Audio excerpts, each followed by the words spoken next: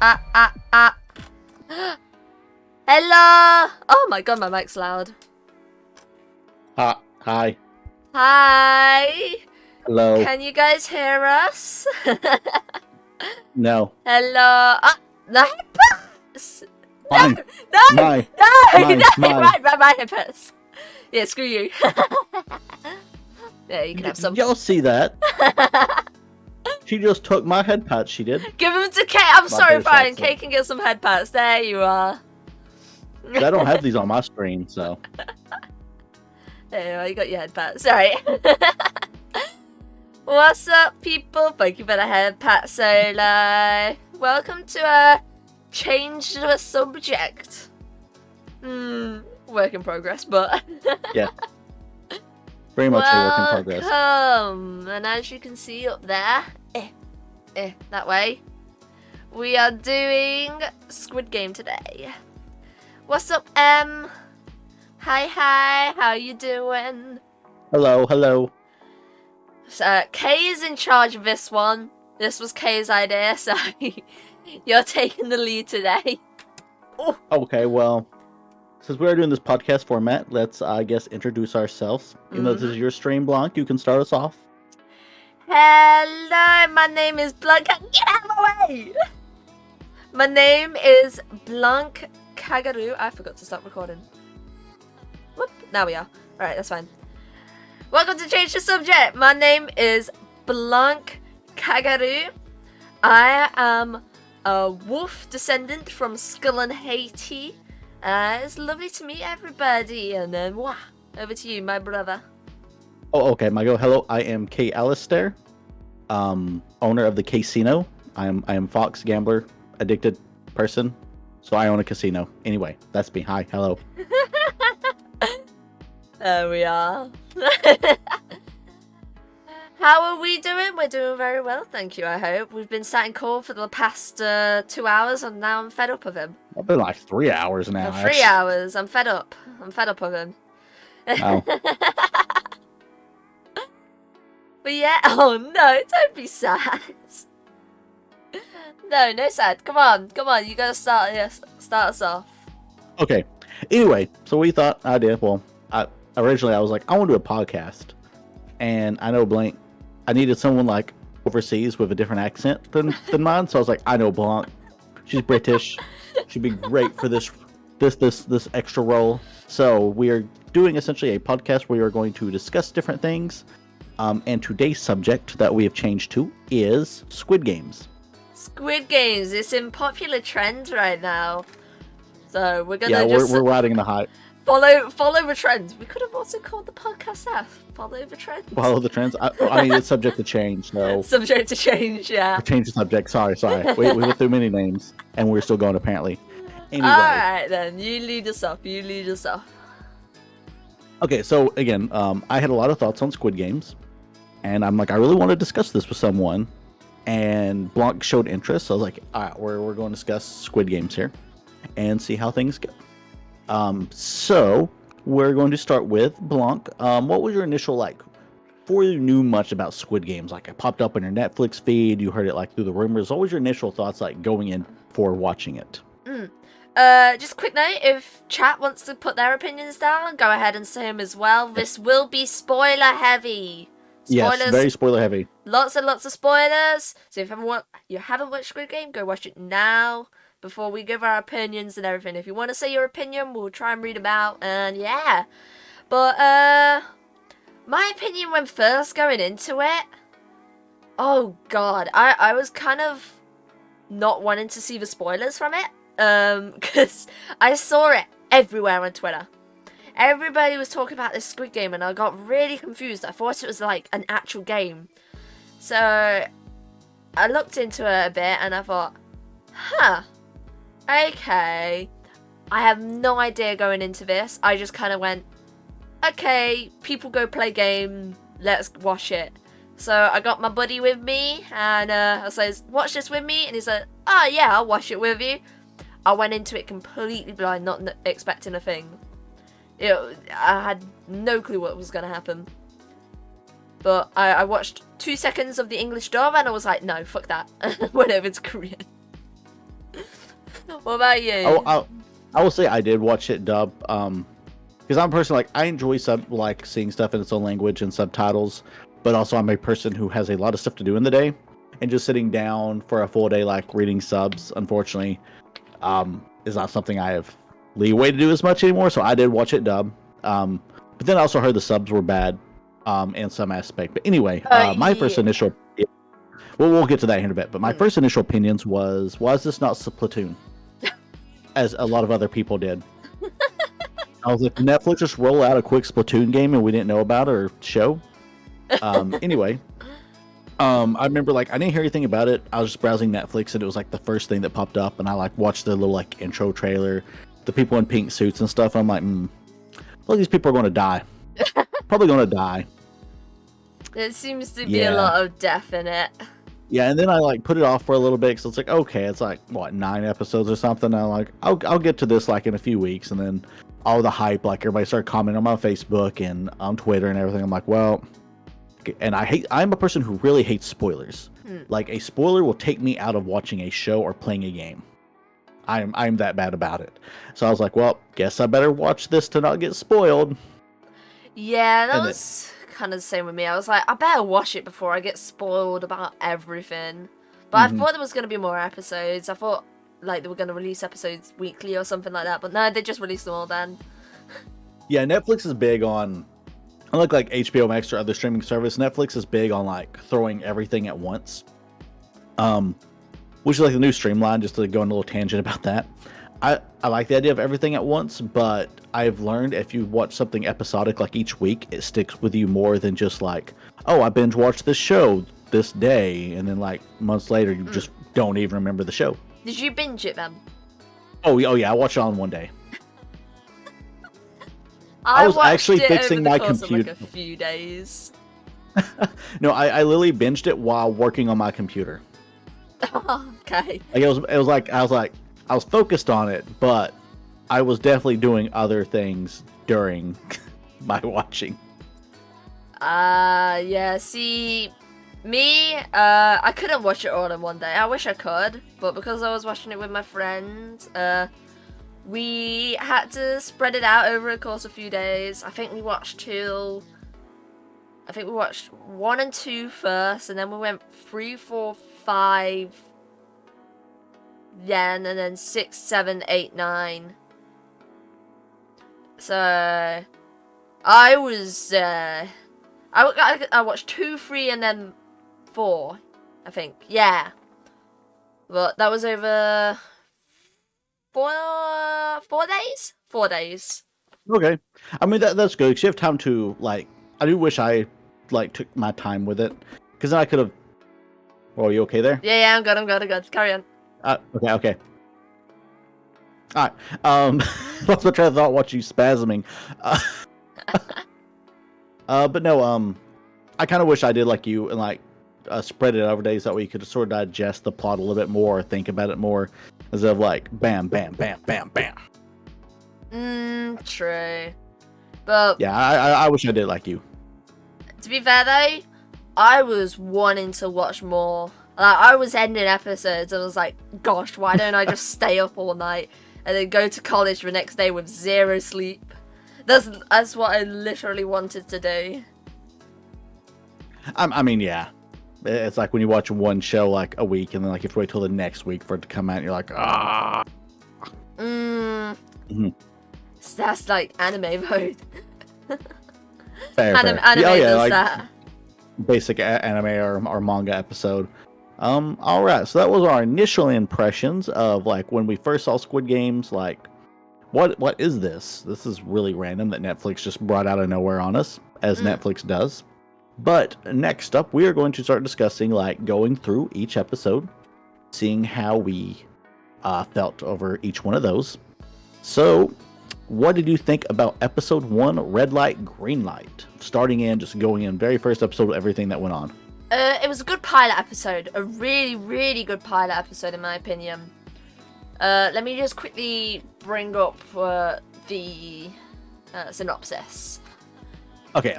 And while she does that, one thing, like we were talking a little bit beforehand, Red Light, Green Light it felt like a really long episode because I didn't realize when we were discussing that the red light, green light actually was in the first episode.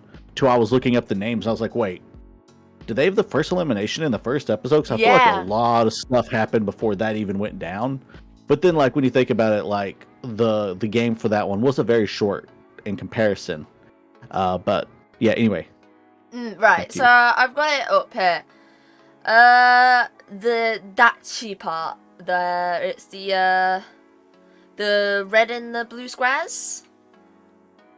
That was I've seen good theories on that, where, like, depending on which colour of Dachi he picked, would depend if he was a guard or one of the players.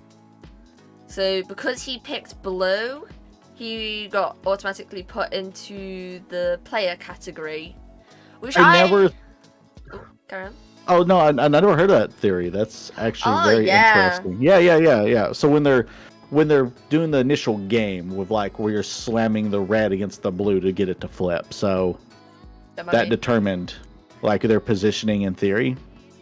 Yeah, that's what some theories go around.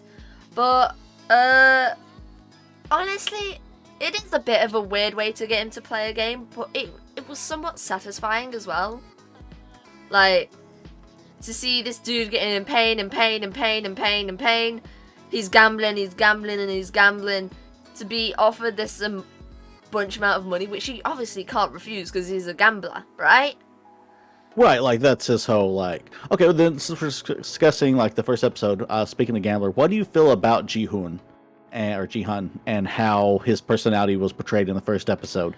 Where you're, like, learning he's scummy, but then he had, like, some redeeming qualities, but, you know... Anyway, what was your opinion on Jihoon in the first episode? He definitely had a bit of a character arc, to say the least. His attitude in the first episode, I wanted to slap him. I did. Well, he got slapped a lot, so... yeah, true. He got slapped quite a bit for that, but... No, I wanted to hit him. I thought he was really scumbaggish. Let me just quickly reset my chat. Carry on. Yeah, you're fine. One thing I had noticed as well, or, like, one thing I thought about Jihoon as a main character, I noticed this, like, was very, like, shoehorned in, because he's, like, really scummy. Like, why is this our guy our main character? He's stealing from his mom, all this stuff. But then, like, there's that one scene where he gets the fish, and, like, he gives the fish, or the cat, the fish he gets from the one lady. I'm like, okay, they're, like, trying to make you, like, oh, he feeds animals. Like, that's a redeeming quality. I'm like, that. Like, I get, like, they needed to put that stuff in there, but I was also like, Like, that's definitely, like, you could tell they put that in there just to make you like him more. Because, like, it never, like, him being nice to animals, like, really never came back up out of that little scene of, like, here you go, kitty, here's some fish. I'm not a complete asshole. Yeah, that was kind of just a bit of a filler, in honesty. It's just a filler to say, oh, no, he's not all bad, but... Yeah. We're gonna try and, foreshadow that he's gonna have a bit of a character arc, a bit of a change. So... Yeah, when he bumps into Say, and he's, like, doing, like, trying to get her cup back up, and all that stuff is, like, showing, like, you know, he did ram into her. He's running for his life, but, you know, he's at least trying to get her drink back for her. You know, he's not a complete jerk. Right. Right, on the game part, actually. Yes. When they actually go play the game, the two first characters which run out straight into the bits of it, trying to race each other. What do you think of them? Like, do you think they made a stupid decision to try and, like, win the game prematurely right there? Or, like, do you think they were just there for plot purpose? Oh, I mean, like, if you're playing, and that was before, like, people realized they would die, right? Yeah. Oh, yeah, I mean, you just want to, like, race as fast as you can to get to the other side before time runs out. But then, like, once you realize, oh, we can die, you need to take your time but still move fast. So, like, you know, I get it. Plus, like, they probably thought they could stop, because, I mean, it's red light, green light. Like, you can just stop yourself really fast. But, like, for this one, if you even, like, twitched or, like, leg spasm or anything, you were done. But, like, the thing is, when the first person died, everybody was still frozen, except the one person who started to move then. when they figured out he's dead, why would they start running? If that's the thing, if you're gonna get shot, don't run. No, okay, like when they're all rushing back to the door. Yeah. I can get the like flight mentality because it's like, you just came out of doors. I They were guess right behind you. Fight or flight. Yeah, but they've seen it close. I mean, I mean, you're probably not thinking that point, right? You just saw some dudes get like popped off in front of you. You're like, oh, nope. And like, I think they went a little bit too overboard on the panic running, to be honest. Like, I feel like a few people would have run back, but not that many people would have like been rushing to the door, especially The thing if is, moved. people were knocking each other out of the way as well. Right. Like, even Gihun, he should have been dead. Mm-hmm. He got knocked down, he moved, technically. Yeah, I wonder if they took that in consideration, because like the thing is, the robot was just detecting movement, not being controlled, to my knowledge, by someone. So, like, I'm wondering what their mindset, like, in the rules were for if someone got knocked over by someone, like if they were out. Because, yeah, you're right, he did get knocked over while red light was going on. Yeah. So, technically, he should be dead. But either he got blocked by the body, or there was something else going on which caused him to not die. Maybe something behind the scenes. Which I think is a strong theory. Because... And the person who got knocked over, that was Sangwoo, or... Gihun, main character. Oh, okay, Gihon got knocked over. I forgot about okay. Yeah. I was trying to remember which, because I remember a few characters got like pushed over, and I swear a few of them got shot. They got knocked out of the way or pushed by someone. But, okay, so what was like anything stood out for you in episode 1? So we went through it. We got our main character introduced, learning all the side characters and everything. How do you feel about the side characters, or like saying Woo, say Ollie? Old Man O. No, I love the girl. So what was her name? Sebyok. It's S-A-E. Say. Sebyok. Yeah. Yeah. I love her. I do. I really, really love her. She was my favorite from the start, because she just had such a personality. Right. Like, which kind of stood out from like normal TV tropes. She was there to protect. She was there to like not give a shit and just try to win for somebody else, which you would realize later on. I liked the girl the most, but then the old man was pretty nice as well. Because immediately, they gave you a reason to feel like, guilt towards him. Because they immediately pushed on you, this man has a brain tumor and he's going to die soon, he's just here wanting to have some fun. Like, they pushed guilt onto you straight away so you could sympathize with him.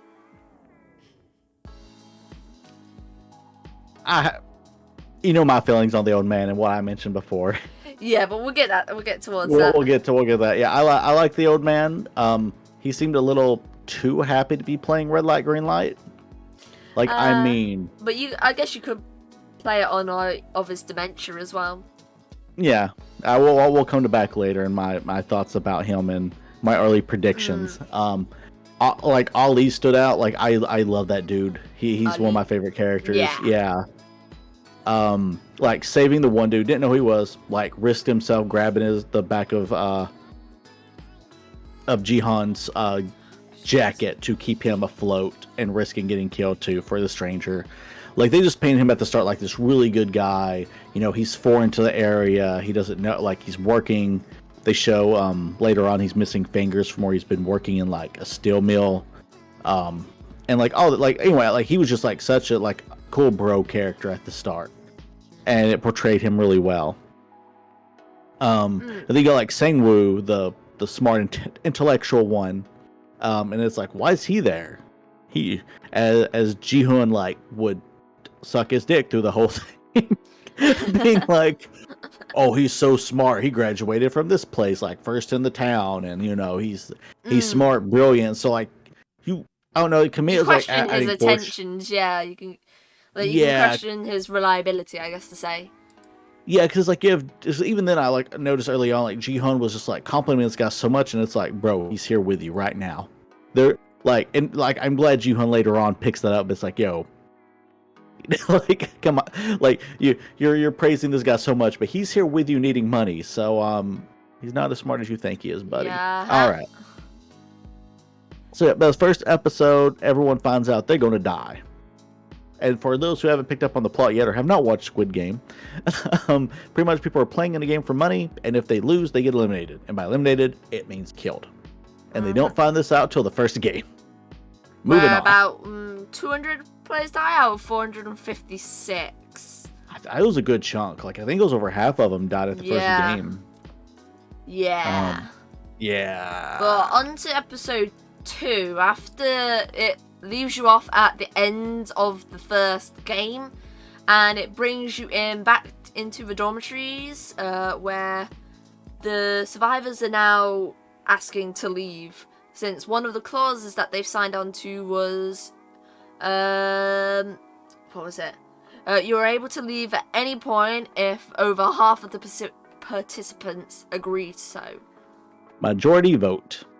Yeah. So the votes go to 100 and 100, I believe, or something like that. And it is it was a tie. directly down the middle, yeah. Oh, actually, before we get that, the female, the crazy lady. That is, because I can never remember half these names. Let me scroll down. Hanmi. Hanmi, yeah. She was the first one to start begging, saying she has a kid at home, she wants to leave, she doesn't want to die, and she starts all the other people begging, but soon as that money comes out, her character changed so fast. No, I really liked her character. Like, she was really good. She played the role she needed to do. She was a woman definitely in it. She had a very good character, actually. A lot of people hate her. Like, trust me, I hate her too, but her character's good. We're supposed to hate her. Like, that's the point of her character. Like, that's why she did such a good job. Yeah, no. She did such a good job being her character, like, being her sleazy self, like, hyping herself up, getting mad when she gets betrayed, and, like, it is all around just really good character. Yeah. But then, after they see the money drop in, the vote still goes through, and she decides to stay, I believe. If I remember correctly. She decides to stay, and everybody's looking at her questionably, because, like, she was the one just begging on the floor on her knees to say, please, let me go. Whoa. Yep. You're dead, Kay. I see that. There you are, you're back. That was odd. Oh, well. But, she decided to stay, but she would be forced to leave anyway because everybody decided to vote to go home. Yeah. But, it came down to the old man, by the way, at the very last vote. The old man was the deciding vote, because it was tied even, and he decided to go home, which I'm still actually questioning about now. Like, you'd think he would be the one to decide to stay. But well, I had my own thoughts that we can probably bring up later, so we don't get to the. Yeah, we can bring that. And I am like doing weird coloring right now. Yeah, a bit of a weird color. All right, we're back. I'm back to normal. Weird, it's fine. This is pilot episode of Change the Subject, so there will be some technical difficulties. What's up, Lustful Plague? Welcome. Hi, hello. Welcome to the podcast. But yeah, his vote decided everybody went home. Everybody did go home. However, Gi-hun saw Elam again outside, like a cafe or something. Yeah, and he met the old man back up outside of like a little cafe. The old station. man convinced him to go back. Mm-hmm. The old man said to go back, and he did. So Gi-hun decided to go back as well. Yeah, then here, and we also got like some, like, this was like, they all get back home. So, like, we start seeing the character development of everyone once they get back. Once they start realizing, man, I passed up on all that money. Life out here sucks. So, like, you had Ali meeting up with Sang-woo giving him money, which sort of, like, introduced the start of, like, Ali trusting Sang-woo, because, like, this dude just gave him money, and he didn't have to. And he's never had someone just give him money before and being like, here you go, man. Then we got, I don't think we got a lot with the girl, Hanmi, the crazy woman. No, I don't know if we had a lot of, get a story for her. We did the mafia dude Jang. We got a lot with him. We got later, like about him with the mafia. I actually wanted to see a bit more story for the crazy lady. Yeah. I thought hers would be quite nice, but to be fair though, from what she explained in the second episode, like all she said is that she has a child at home, but I don't even know if that's true. Oh yeah, that could have straight up been a lie. Yeah. Again, like, because she lied and manipulated a lot through this.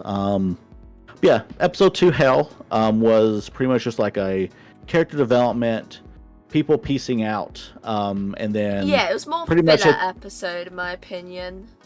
Yeah, like I didn't like it at first because I'm like, it feels like it's a dragon. I just want to get to the deaths. I just want to get to the games, man. But then, like, reflecting back on it, I'm like, you know what? It did set the tone really well with these characters with each other. Because again, like, the old man talked with Jin Hoon a lot, and got him back to go, and then other things like with them bonding, same with Sang and Ali. We didn't get much with. Oh yeah, we did get Say, the other main supporting female actress. We got a lot of stuff with her and helping. Was it her cousin? She wanted a house for her and her brother, and to Her brother. That's right. Get her parents out of North Korea. Yes. Yeah, she. Oh, you've gone. Yeah, she wanted to Okay, get her. I think it was her mother specifically. Yes. To get her out of North Korea, and she's kind of bullied a bit, I guess, in South Korea because she's from the North. Like, they kept saying, "Oh, you're from the North, you're from the North," and all that type of stuff, which I don't know too much. Oh, and we also met the detective in episode 2. Yep, the detective did get introduced because Ji-hoon, as every person should be, goes to the police going, "Yo, there's people kidnapping us." But I mean, it's far-fetched, Ji-hoon is not a very good, well-spoken character. Like, he's like panicky. He's trying to like relay this stuff, but not well. So people just think he's crazy off the streets. But this one detective is like, I'm looking into this. And then so we get, and the detective's name is Junho. So Junho, the detective, is now on the case to figure out what's going on. And that because he's looking for his cousin, I believe. Brother. Okay, all brother. I keep thinking of cousin. Anyway, his brother who's missing a kidney.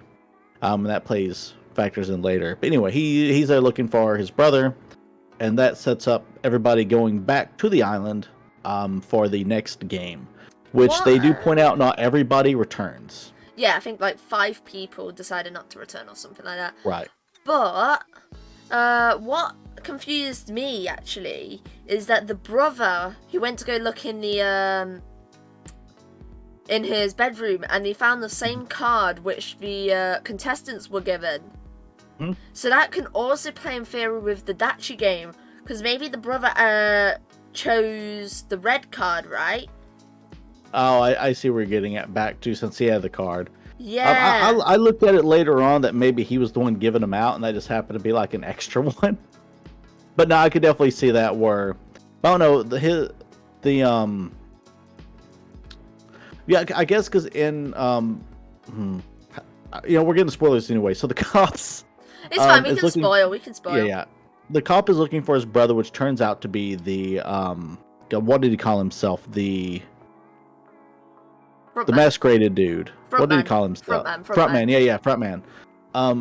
Turns out the detective's brother was the frontman, like the guy you see like running the whole event. But he, again, like Blanc pointed out, had one of those cards in his room.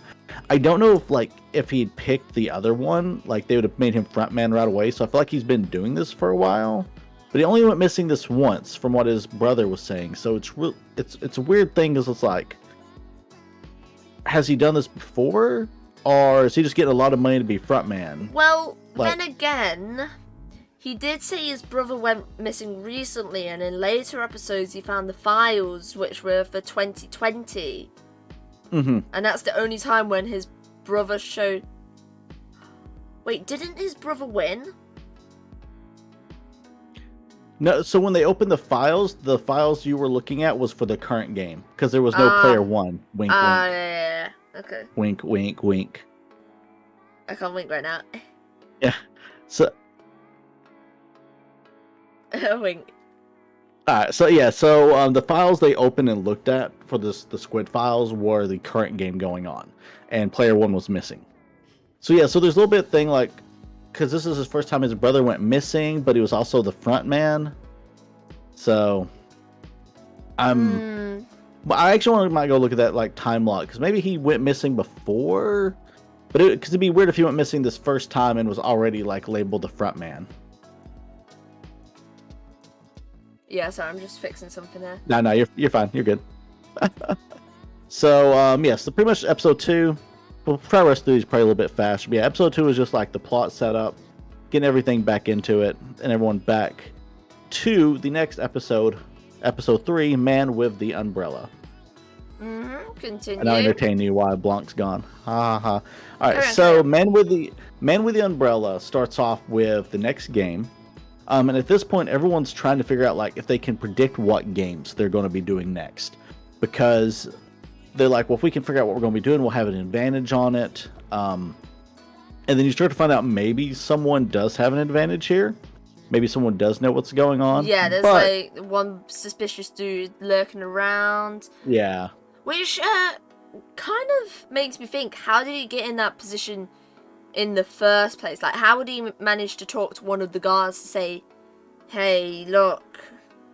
So what I figured, and they pointed this out later, when they're designing the games and the players, they go through their information. And so he would have on his booklet that he is a detective, or not a detective, he's a doctor, the guy who knows like what the next game is going to be. So I'm assuming the guys that are like selling the organs and like, there's also a side plot. There's current members of the Squid Game guard taking dead bodies and harvesting their members and selling them. And they have one of the players who's a doctor. It was live members, living members. Yeah. So any person who was still living, they would take the organs from him. But before that, I think Junho, the detective, managed to infiltrate the islands where they were.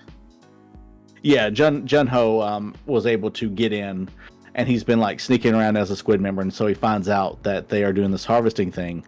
But there's another member of the group, the doctor, who knows what the games are coming up. So he's joining up with other members, but I think the reason they knew that is because they looked through his file and saw he was a doctor, so they probably pulled him away at the start and were like, hey, if you come here, do this for us, we'll give you the secret to the next game. And I think that's how they knew he was a doctor, because they had him on file.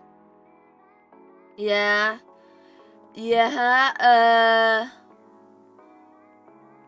So they went into the next game, right? And that was the Honeycomb Game. Yep. You had to pick 4 designs. Dalgona, I think they called it. Dalgona or something. Mm-hmm. Basically, they would put a shape in like this sugary biscuit type of thing. And then they would have to remove the shape without breaking it. Which, by the way, this biscuit thing is very brittle. It can break easily, even by the slip of a hand. So you have to remove the shape. Like a honey cookie treat, or like something. It's probably like something with honey mixed in to make it like that. Sugar. I think it's just like pure sugar. Yeah, just pure sugar. Something like that. Mm-hmm. So yeah, but also Sebyuk even figured out what the game is slightly, because she went into the bathrooms and into the vents and saw what the guards were making in the kitchen. But I don't know why she wouldn't have shared the information. Like, yeah, she's a very well-kept person, but it would be kind of... She did actually end up sharing it with Sang-woo. That when they were walking back, Sang-woo was interrogating her as they were heading there, and she had told him because he had overheard the crazy woman saying, "Hey, what did you learn?" and she wouldn't say anything. But then again, why wouldn't Sang-woo reveal to any of his people when he figured out the game? Oh, because Sang-woo's a dick. That's that also foreshadows his betrayal. Yeah. No, there's a lot of foreshadowing with Sang-woo just being a terrible person the whole time. Yeah. That like at first she didn't pick it up, but like because he knew, but he didn't say anything. He even showed him having the flashbacks to what the game was. Like she like did a glimpse of a flashback, and he's like, "Oh, guys, I still don't know, but let's all divide up instead of being like, yo, let's all get the better one." So I think he had a good hunch that was it, but he didn't want to like fully risk on everyone. And plus, again, like he's in it for himself, wanting to make sure he wins. So he went with the easiest one, and then was like, "Well, everybody else go to a different one." Yeah, but honestly, he straight up a was bit just of a like douche move. Yeah, no, he was doing that the whole thing, and no one caught on, which was really well played on their part. Until the big betrayal. But they all are a bit. They all are a bit kind of blind at that point after, say, the Honeycomb Game. Yeah. It's like, what's to say he wouldn't mess up again? Why would you trust him in this game of literal life and death? Right, like that, yeah, like that was the thing, but like, again, like the whole thing, Jin-hun was like, "Oh, he's so smart, we'll just take his lead on everything." So even like, he got it wrong, they're still just like, "No, buddy, you're still smart, whatever," like, they didn't like, discourage him any for a while, and it was like, We also know what else is funny. Mino, crazy lady. Yeah. How she smuggled her lighter into the facility. Oh yeah, what women do with a lighter and cigarettes. She put a whole capsule. That capsule was huge, and it was inside of her. Like, don't get me wrong, women wear tampons, right? But they're not that big.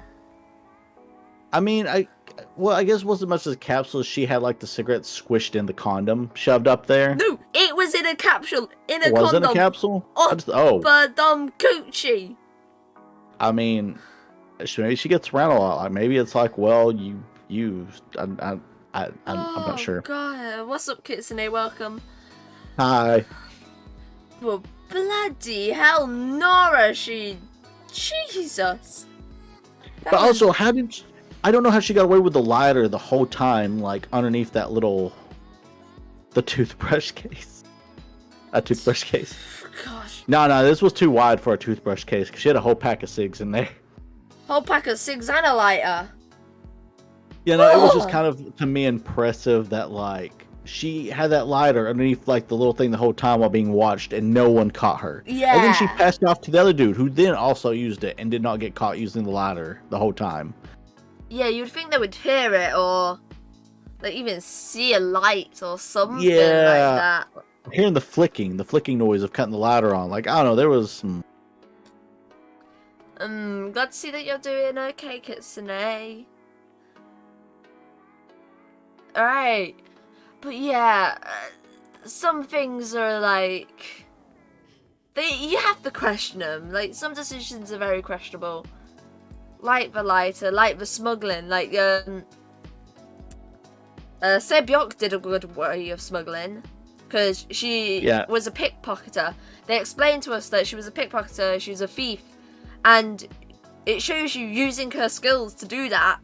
To get her shit into the facility.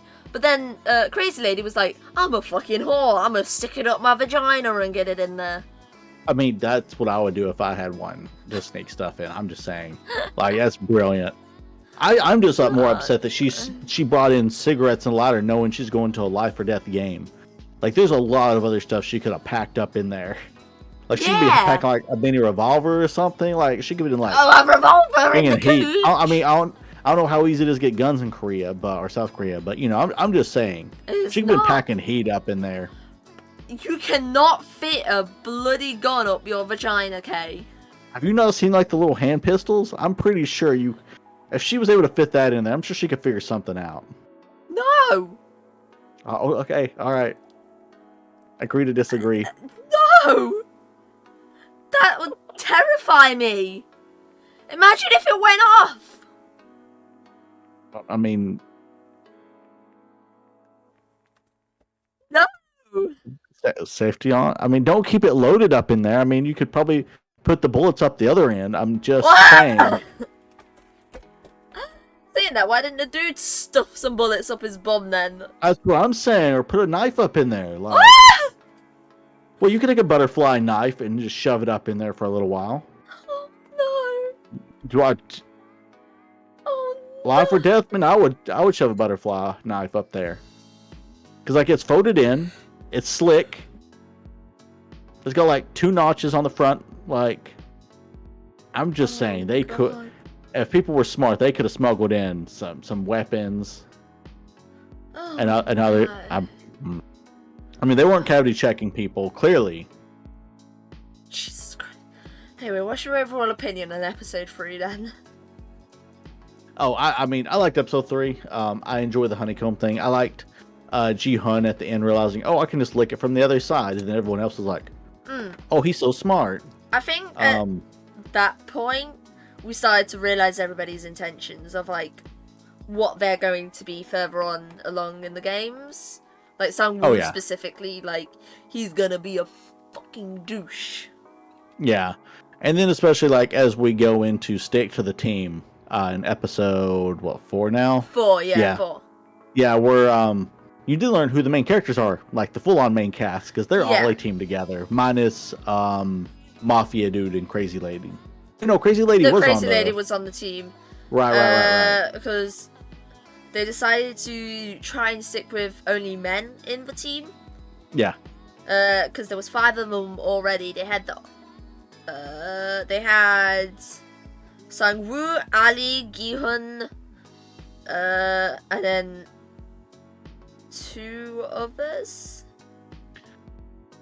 Whatever we're also segueing into the next episode where they play tug of war as the next game. Yeah. Leo. Ji-young was the other girl. You thought the dragon tattoo was something else when I first saw it. What do you think it was, Kitsune? Wait, you mean his snake tattoo that's on his chin? Yeah, Mafia Dude? The dragon snake thing. That was just a snake. Nice tattoo. Oh, a PP. Oh no. I mean, he was rocking it though. I mean, that's ballsy also, like in those countries to wear a facial tattoo. Like, man. True. As someone with a head tattoo, I understand. Yeah. But you just can't see my hair is grown out. But yeah, this is when episode 4 is when we finally figure out what the Doctor is doing, harvesting the organs. But just try and stick with men in the team a bit prematurely was a kind of a right decision on Sang-woo this time, I'd say. Like, he thought smart about it. He says, get us the strongest people that we can in here.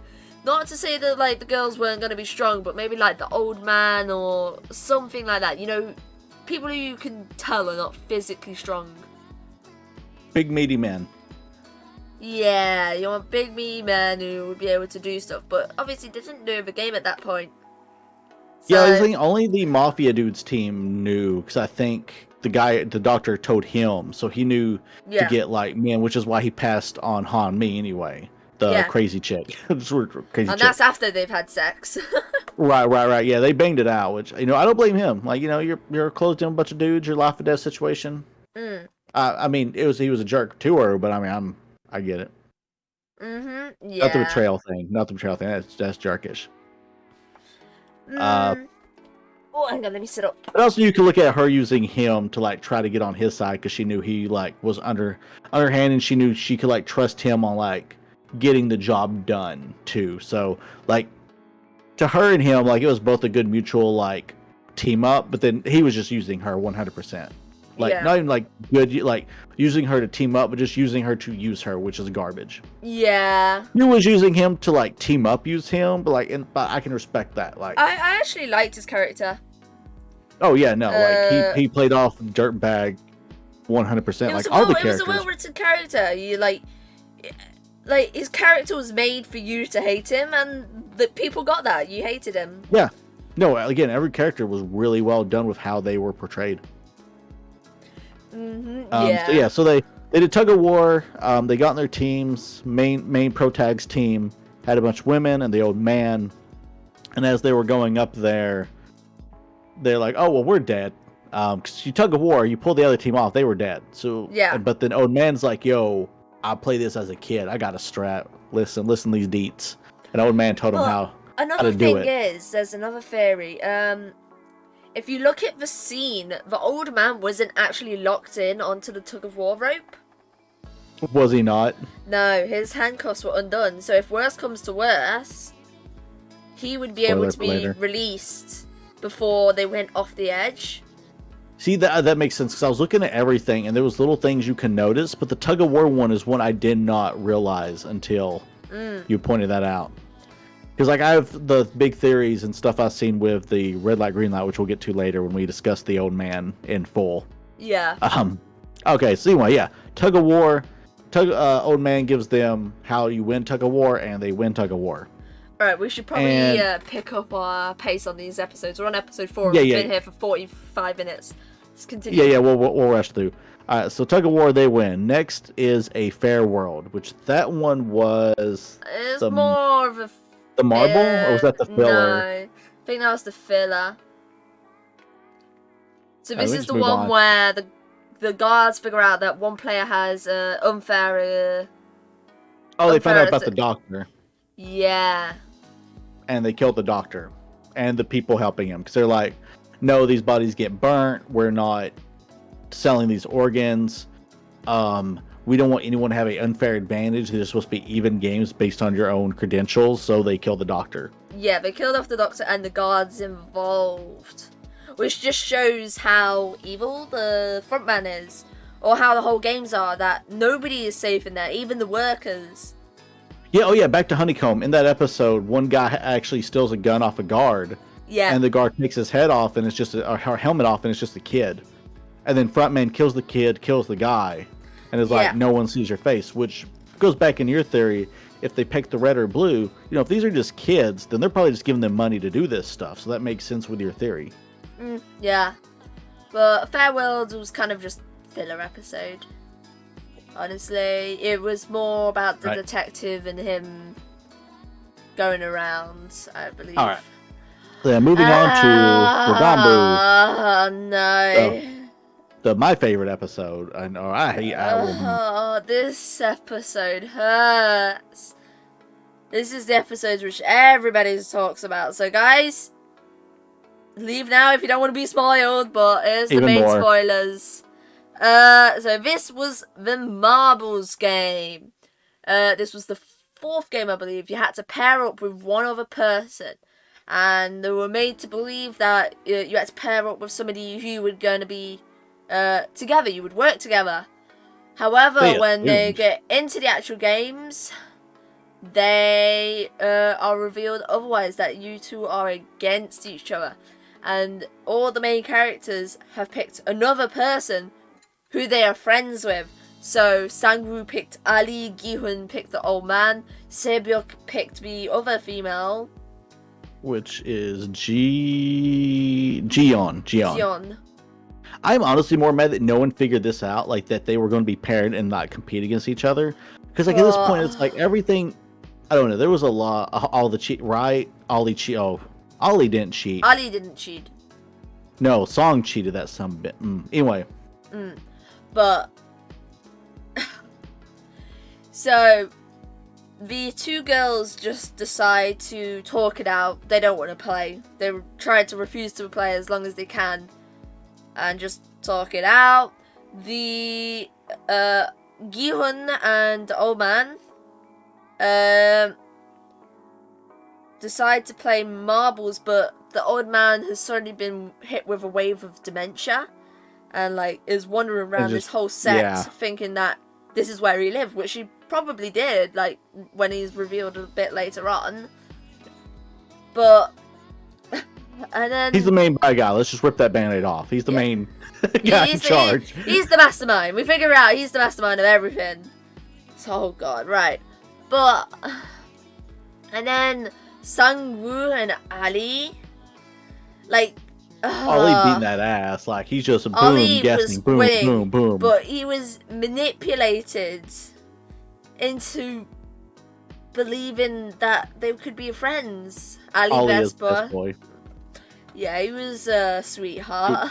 Dude, I was so mad. Like I know, like you told me earlier, like you were very emotional for the Say and Ji Young part. We're doing well, money. How are you doing? But yeah. Oh no, that hurt.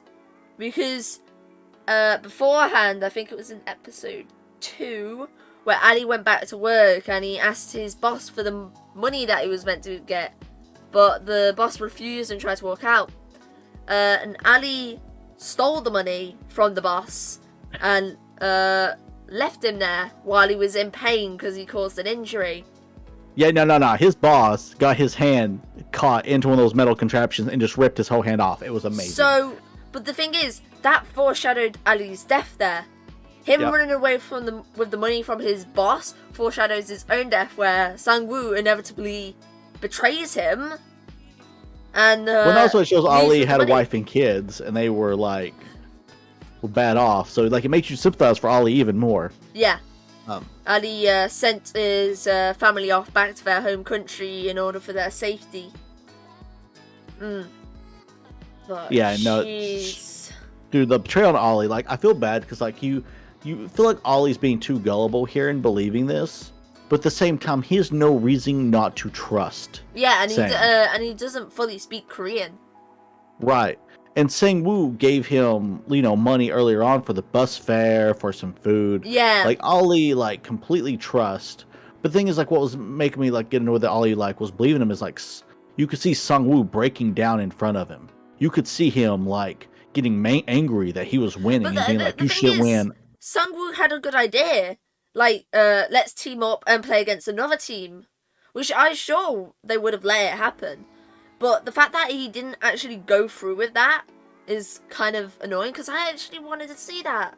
I wanted to see them team up against somebody else.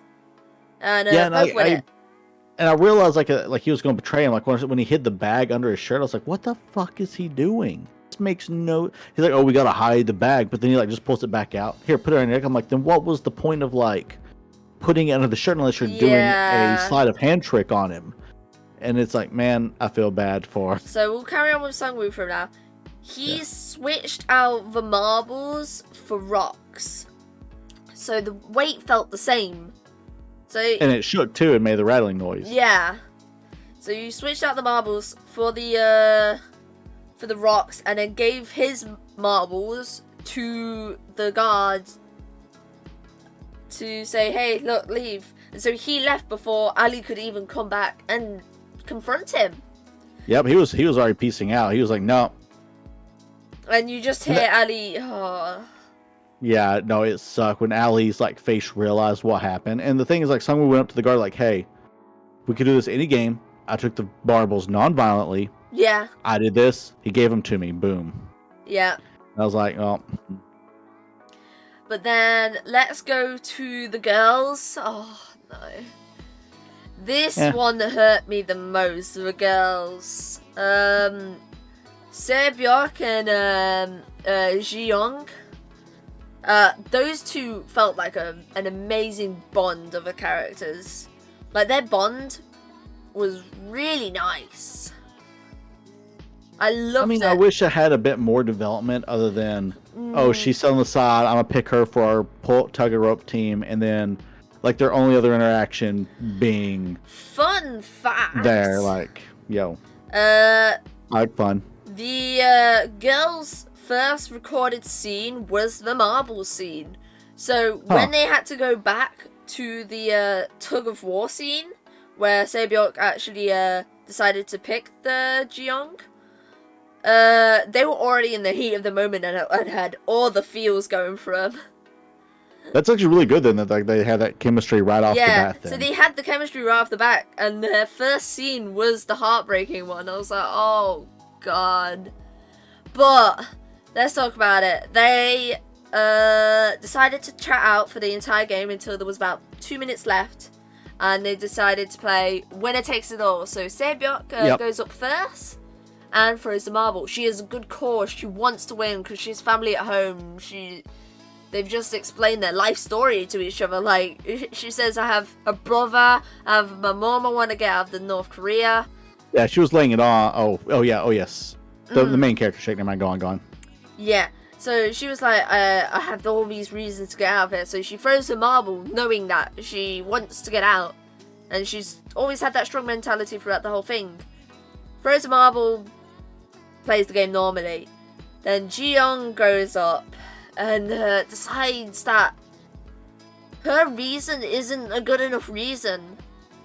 Like, it's almost sad in a sense. Like, she compared her own life to Sebyok's and decided it's not worth it. Like, these people have worse problems than I do, so I shouldn't have the right to get out of here. And she decides to just drop the marble and let Sebyok win. And by that point, this cold-hearted character that we know as Sebyok, throughout the whole thing, she's been emotionless. She hasn't shown any sort of emotion, and now we see her crying while still trying to keep this facade up of her being really strong and breaking down in front of this character while she's crying back. It's just heart-wrenching. Yeah, and it's a really good moment. It's really good for Kangsei, her character development. Because at this point she's been like, I don't trust anyone. I'm in it for me. Everyone screwed me over since coming to South Korea. She's had no one there for her. And to finally have this moment, was just a big breakthrough, which I really liked. But it was still hard for me to kind of get into this with the other girl because there just wasn't a lot with them through all of it. And I wish they had more time to interact between the tug of rope and then. Maybe a bit more character development. I kind of agree with that. Yes. The fact that... Because at that... So sorry, because that was going on, but also Ali and Song was going on, and I was just all invested. Yeah, I was more invested in the other two big stories going on than that one, unfortunately, because it had the less developmental time. I think maybe for me, because those were the only two girls, basically, apart from the crazy lady, those were the only two girls in it. Right. You kind of had to sympathize with them because they were alone in that. They were surrounded by all these men who were Oh, there was a few other girls, but I get what you mean. They were young. They were the young girls there.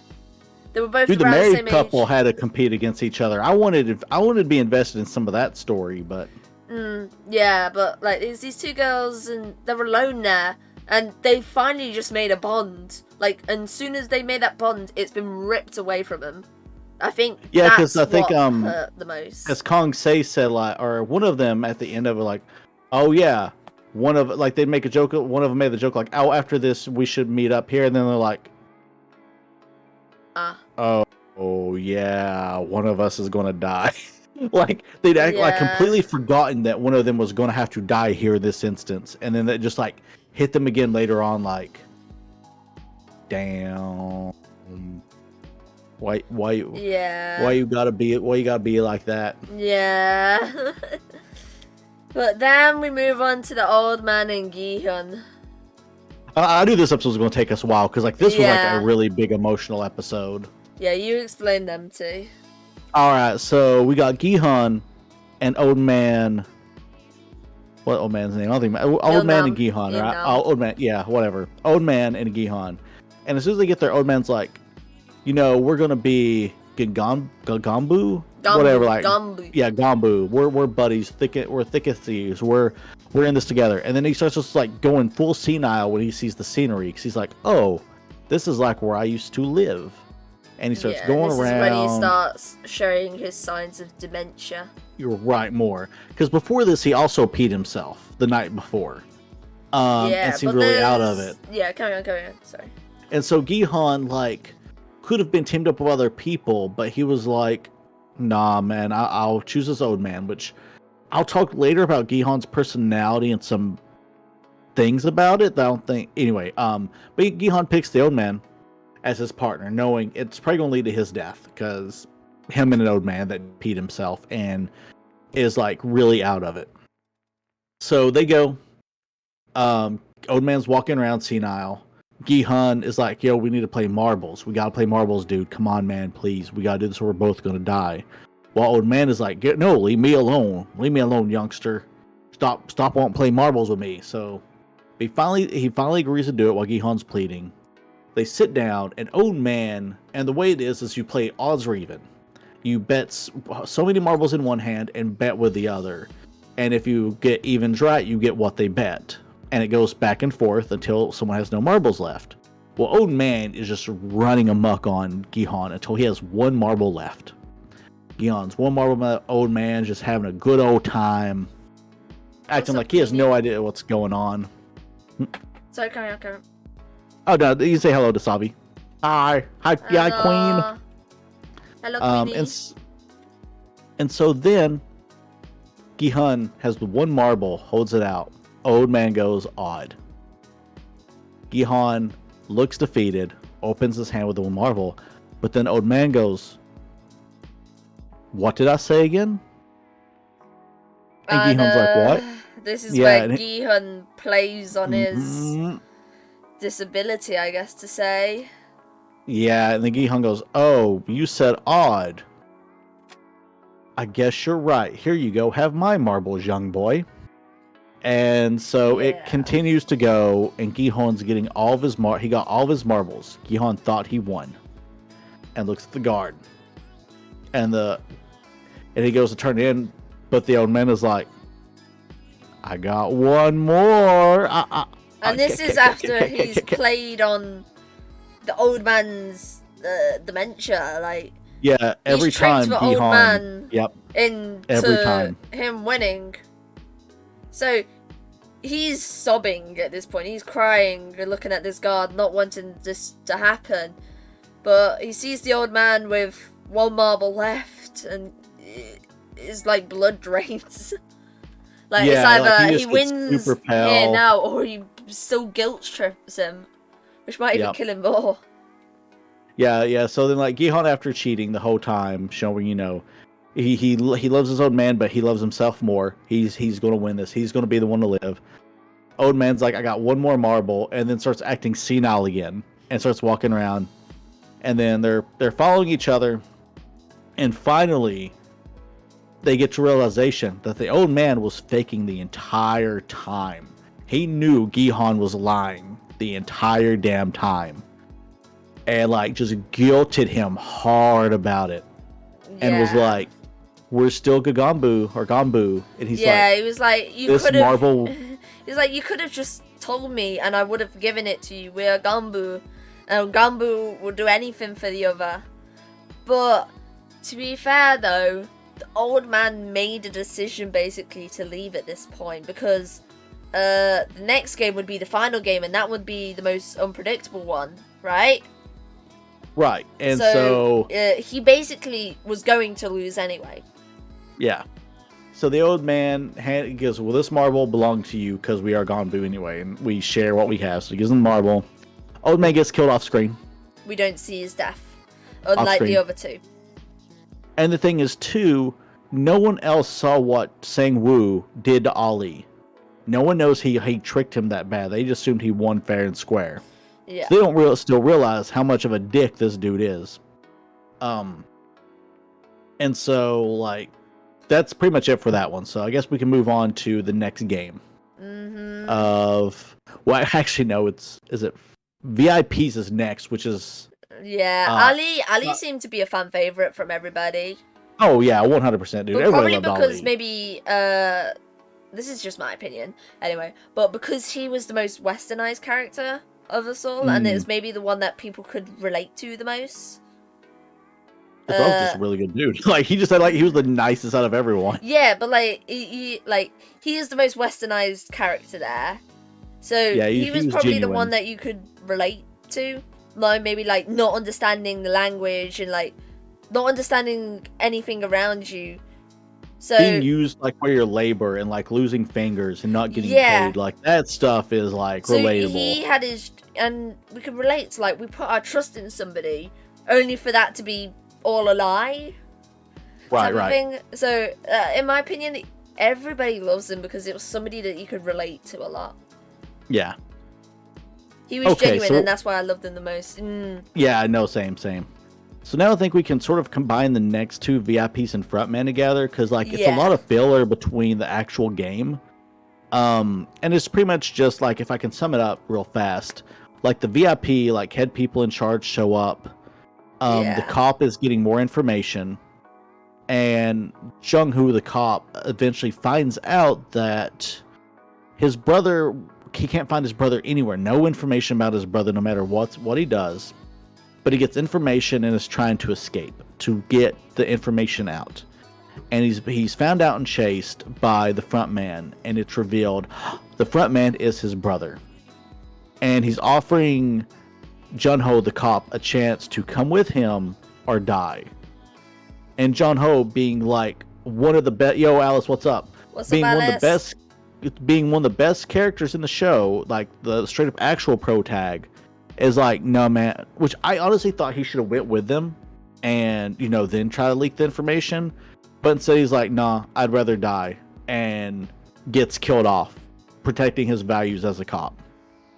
And that's the end of like that character arc we kind of glossed over, but real we don't actually see him die. He was shot off a cliff in the shoulder. Yeah. So we don't know if he's actually dead or not, but we can only assume that he is. Yeah. Confirmation of Ali being the fan favorite. Ali is quite a fan favorite, but still in my heart, Sebyok. Nah. But that's pretty much like the side plot. The VIP showed up. They also, at this point, the frontman asked the man in charge if he wanted to join the other VIPs, and he said, no, I am too tired. And so that's also a little like foreshadowing. It's like, why have we not seen who the guy in charge is yet through all of this? And so the next game is a stairway, glass stairway, where there's glass panels. One is tempered glass that can support people. One is just regular glass that breaks. Prince Ali, fabulous. Oh no.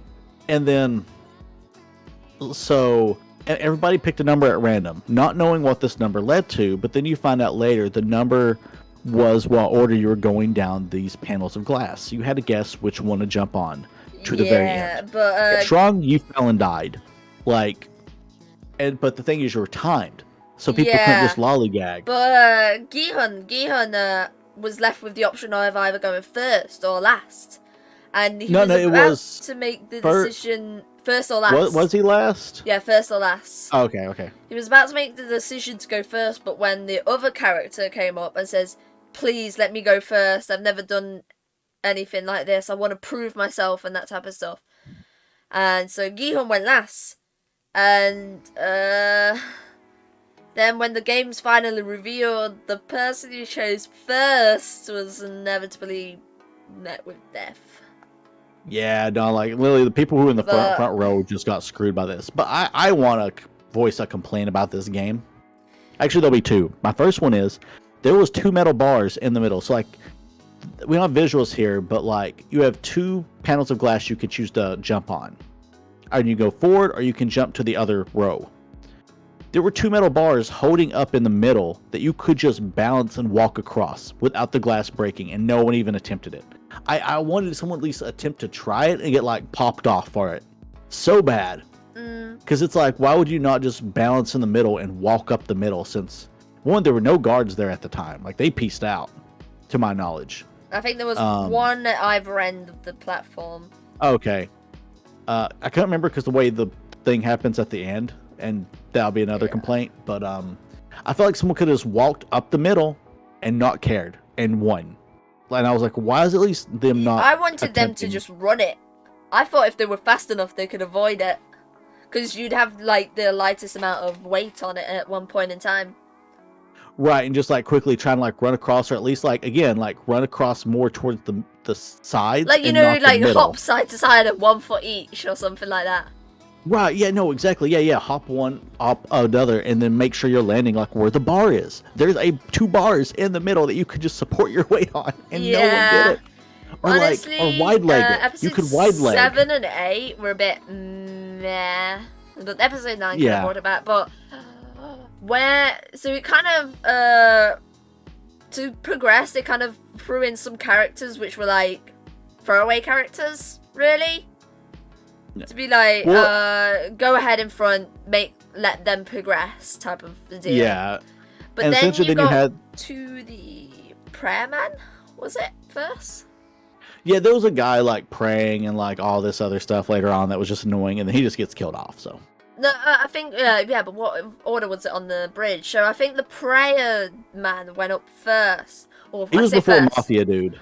Yeah, and one person behind him decided to try and just push him off because he was holding up the whole thing, just sitting on the glass, praying. Yeah. So it was praying dude, one other dude, and Mafia guy. And Mafia's guy, if you don't throw him off, I'ma throw you off. Okay, alright, so Blanc's muted. Anyway, so there was praying dude, regular dude, and Mafia man. And Mafia man's like, yo, if you don't push him off, I'ma push you off. So, oh, I see. Someone redeemed a thing to get muted on stream. That's funny. You didn't take those off. Anyway, don't break a thing. So, praying dude gets thrown off. Other guy dies. Mafia man and crazy woman. This is where their finale comes. Mafia dude is like, no, you shh, go back to your corner. So Mafia dude is like, yo, people are going to start coming by me or I'm not moving. And they're like, what? He's like, yo, time's going to run out. You either let you guys buy me or we're all dying. So crazy woman, yeah, that's too bad. I'm powering through this. We're speed running this now. I'm back. They can hear me. Right. Sorry, I really want to talk about this because I actually love this scene. Leave Hanzo alone. He did nothing wrong. I love this scene where the crazy lady had her redemption. Cause I love how the guy with the snake tattoo died. With the crazy chick, 10 out of 10 favorite death out of all time. But luckily, if I was her, I'd take him with me too. I'm that petty, yeah. But I thought this was a really, really strong redemption because the whole time while we've been watching it, she's been plastered as somebody who you can't trust, who is just batshit crazy and or not.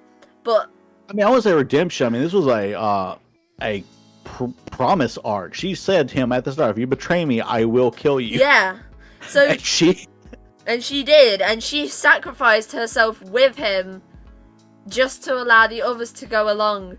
And that's because I feel like while she was in there, she had a bit of more realization going through it. Especially the scene with the marbles where she was left alone. Right, no one wanted to pick her. Yeah, nobody wanted to play with her. And I think that kind of just hit something in her and kind of changed her for like this last game. I mean, she also really promised to kill that dude, so it's like.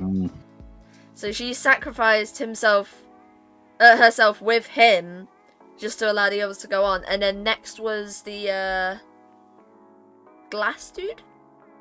Yeah. So after, I think there might have been 1 or 2 more after Mafia and Crazy Girl, but essentially there was a glass guy who was crouching down.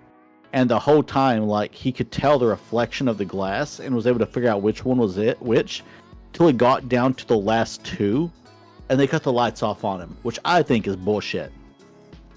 Like, I'm mad about that. Because they didn't realize, because, like, as I mentioned earlier, they had everyone's information on what their jobs are and their past, and they built the games, too, around what nobody would have an advantage in. And they overlooked him being a glass expert. and this was their fault for this game. Yet, you know, they didn't let him use his own technique, his own skills going into it, and they cut off the lights on him. Yeah, because the VIPs wanted the scene to be more fun. They Yeah, we'll get that, Salvi. Yeah. So the glass guy was able to tell which was the tempered glass and which was the normal glass by looking at the reflections inside the lights. But when they turned the lights off, the only other way to tell the difference was by the sound. And Gihun still had a marble saved from when the old man sacrificed, in quotations, himself. So he had one marble saved and passed it over to the glass man, who was able to bounce it off the glass and tell. Man. But he wasn't able to tell by just listening to the one pane of glass. He needed to listen to. Yeah. However, at this point, they were running out of time, and behind him was Sang-woo. And Sang-woo just decided to push him and go 50-50. If he landed, he landed. If he went through the glass, he went through the glass. So he pushed him, and inevitably the glass man fell through the glass. Yep. And the others had to rush to the end before the timer ran out, which left Sang-woo, Sebyuk, and Gihun in the final three. Yep. Which honestly, I thought the game ended by then. I thought that was the final game and all three would be the winners. Now, I knew that they had talked about one more afterwards. And so plus they didn't get to the Squid Game yet. And I was like, okay, we're on to Squid Game in this. But like one thing that annoyed me about the glass thing is they had the glass explode, which could have just straight up killed people. Like, I guess the point was if you got through in time, you could leave through the door. And they didn't leave through like they just finished at the end. Yeah. But the fact that the glass just exploded, shattering against them, could just killed all three of them, and the game would have just been over. Like, well, I was so upset about like that mechanic. And again, it led into one of them, like, you know, spoiler, dying, and that pissed me off because it's like, why would you do like? Why would you have the? They won the game, yet you still injured. Sorry, I'm really tangent about this part. Yeah. Like, they beat the game, they got through on time, yet y'all still injured them just for a explosive finish. Like, that went against, to me, the rules of the game a lot. Like, they finished, why did they get injured? Yeah. Sorry, I had a. Yeah, what's up, Lapcus? Hello. But... And then you see Song's now full intentions to the main cast. And that's where, like, Jinhan really went off on him, being like, when finally he was like, if you're so smart, why are you in here with me? Because Song was dissing Jihoon, and he's like, then why are you here? Huh? Why the fuck are you here? But this is when Jihoon realizes that Sang-woo is not a good person. Yep. Like, he pushed the glass guy off the edge when he could have won. Like, he could have survived. Instead, he just sacrificed him just for the sake of getting it done over. But then, pardon me. Oh, God. You want me to? Yeah, I need a drink. Hang on. So now we go into the next night. They have a big dinner, and you find out, again, while I go on this tangent, Kang-se, she has glass, like, embedded in her gut, and she's bleeding out bad, can't eat her food. She's, like, done. And so after this big fancy dinner they have, of course they leave knives with everyone, because they're dicks. So everyone has a knife now. Jihoon and Song are at each other's throat. Oh, wait, can I say something here? No. Lapland, thank you for the follow. Right. But, the thing is, at the start of the thing, they said there would be 5 games, right? No. No, mine. Thank you for that, bats. Okay, got him. But like I said, I swear at the start they said that there would be 5 games, right? No, I thought there were 7. No, there's only 6 actually altogether. But still, I thought they had only said 5 games over the course of like 5 days. But technically, they've played 6, if this is the last game. Maybe it was 5 and then the final, then the finale? No, because the last game was the 5th. Yeah, saying they play. I can't remember if they said there's 5 games and then the finale. Like you play 5 games and you'll get to the finals. I always knew it would probably finish with. I remember at the last game there was one more after it, but it was the stab game. It was the one where it was the 3 left, and they had all given knives. And the Squid Game. Technically, the knives during the night wasn't meant to be an actual game, but Sangwoo. Right, no, it wasn't. No, but Sangwoo is a fucking dick and decided to kill off my favorite character. I mean, she was dying anyway, so. Like, she already sustained injuries from the glass shattering and the. Oh yeah, no, and on his point, I have to justify what he did. Like, I will justify he already knew he fucked up, and he had both of them against him. So it's I know, but Sebyok even told Gi-hun to not go kill him. Yeah, that was wrong. And then he just goes over and doesn't think twice about slitting her throat. Oh, which yeah, of course he also, does. may I call back to, this was also foreshadowed in episode 2, where she put a knife to somebody's throat and it's the guy who screwed her over on the money for getting her parents back. So, this was foreshadowed way before, way before. She put a knife to his throat, and inevitably she died by getting slashed in the throat. Same with they did a lot of that stuff. Same with the mafia dude, actually. The mafia dude jumped off a bridge trying to escape the other gang members. Off the bridge dying. And when he met his end, he was took off a bridge dying. That was pretty good. I actually didn't catch that one either. That's pretty good. Also, I lost my train of thought. Hang on. But Wolf brain. But they had, there was the 3 of them left, right? Sebyok's been slashed to death, and now it's between Sung-woo and Gi-hun. Obviously, plot armor, you know which one's gonna have to win, but Gi-hun makes a good decision to decide, let's just end it here. There's the 3rd rule. If we both decide to leave, then we can both leave with nothing, but...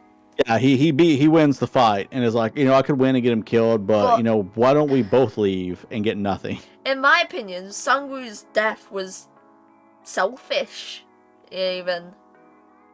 Well, I mean, yeah, he killed himself because he didn't want to go back and have to deal with all that. Yeah, that's why selfish in my opinion. He didn't want to leave in the first place. I mean, here's the thing, he's killed all these people to get to this part. To when he's offered a chance, right? He's offered a single chance to leave it all and just go back and try and forget everything. Are you saying this is selfish for Song or Gi-hun? Sung-woo. Oh, see, I thought it was selfish for Gi-hun, but... No. Gi-hun was fine. But Sung-woo's been going around killing all these people mercilessly. And when he's been given a chance, he decides to just end it there. Right. Do you think it's more of he's ending it for himself, or he's ending it to make sure Gi-hun gets the money? No, he's ending it for himself. I can't remember, did he ask him to help take care of his mom or no when he did that? I couldn't remember. Yeah, he still does care for his family. Then he killed himself so Gi-hun would give his money to his mother and make up for his mistakes. It was selfish in my opinion, his death, when he was given the option to... I think Gi-hun was selfish as shit. Gi-hun, no. Gi-hun was just trying to be helpful throughout the whole thing. It's apart from the Gi-hun start, Gi-hun also pulled people off in a tug of war and killed them.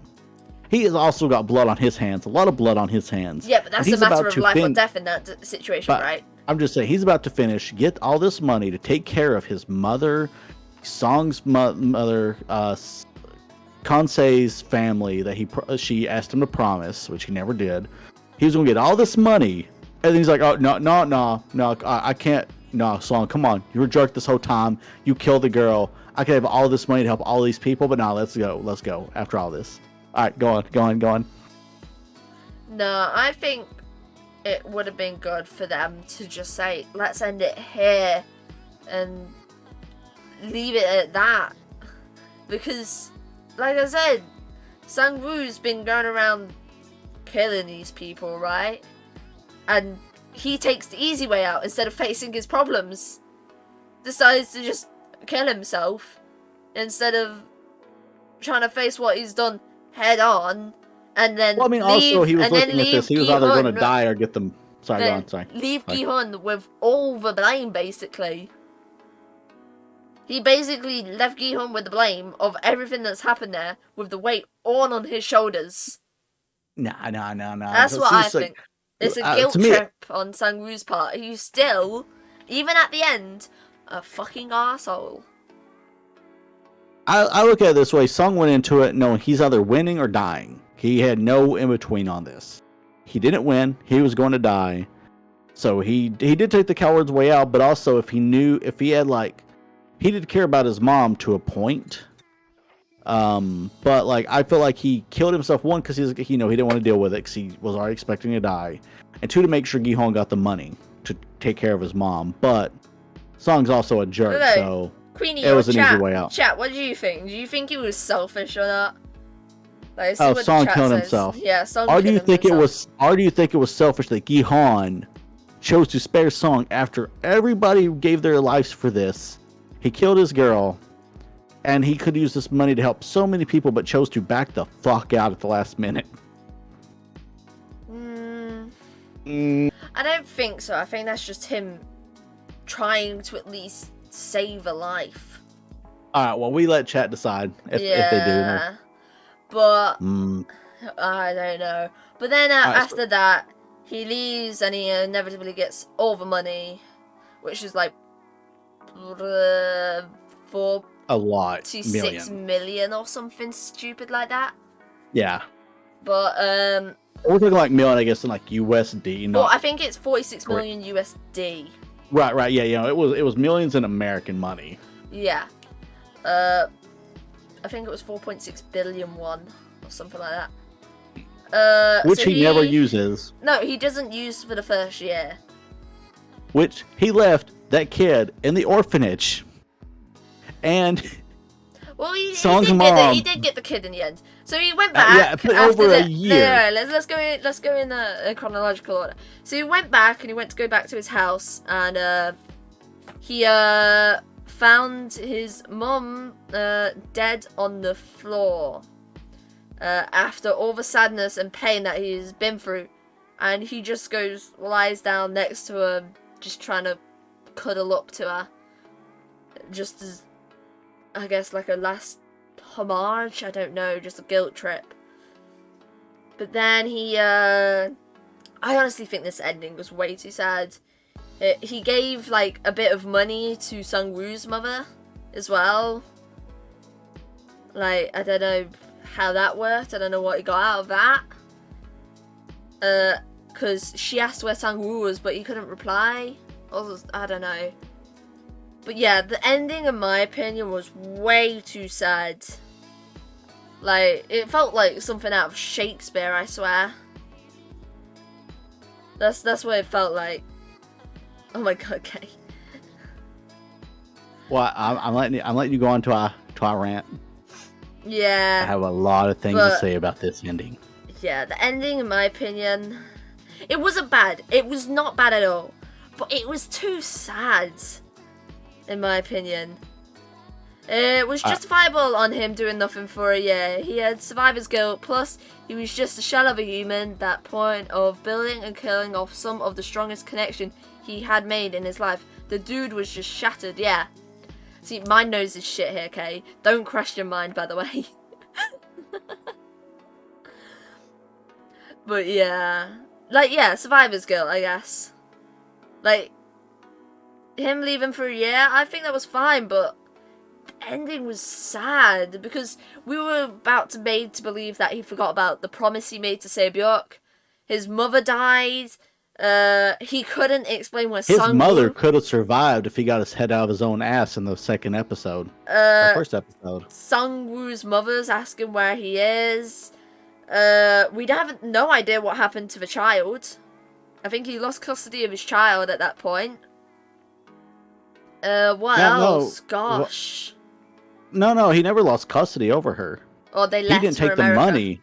Yeah, well, she was going to go visit her at the end and chose to be a dick instead. Alright, so after the so at the ending, so he goes, he's actually going to visit his girl in America He's going to go visit her. He says he's got these presents for her. But then he sees the guy from the very first episode that he played, the red, blue game with, whatever it's called. Dachi. You have to hit the paper. Yeah. And the guy runs away, but he gets the business card that he handed the kid he was playing in the subway with. And so he's about to get on the plane. He's like, I'm going to call this number. And oh wait, you missed something. You missed something there. We skipped the old guy situation. Jesus Christ! How? Rewind. You missed something there. Yeah, we forgot the old guy reveal. So this has been the end of his year thing where he's like depressed and all this stuff, and he gets a letter saying, "Hey, meet your Ganbaru at this floor at this time," and that's when you're like, "Oh shit!" That's the point where you're just like, "What the fuck?" Yeah, I was going to get back in that, but like I have a lot to unpack with this last episode and some things. And anyway, this is going to probably be a little bit of a discussion between us. So he goes up, found out the old guy's alive. He was one of the first inventors of this game, the main people in charge, but he does have the brain tumor. Everything that he did actually tell him was a lie. Truth, sorry, was the truth. Yeah, was the truth. He never actually told him a lie, really. He just went into the games to have fun. And so Jihan was like... But then Jihan starts going that spill again of like, oh, people are just toys to y'all. But like, Jihan realized when he got back out, like after episode 1 when he left the first time, like, no, like, we need this opportunity. It sucks out here. This is actually good for us. But then all of a sudden he just reverts again, being like, oh, this is bad. Like, I don't know. They do like the thing with like, is humanity good or not? Like, and like try to portray all that. But I thought the old guy was a bit of a douche at the end of this. He was like, I just wanted it to be fun. And Gihun says, like, killing people is fun to you? I guess it was the idea, if they have all this money, why don't they help people with it instead of using them like horses? I guess is the message at the end of the day.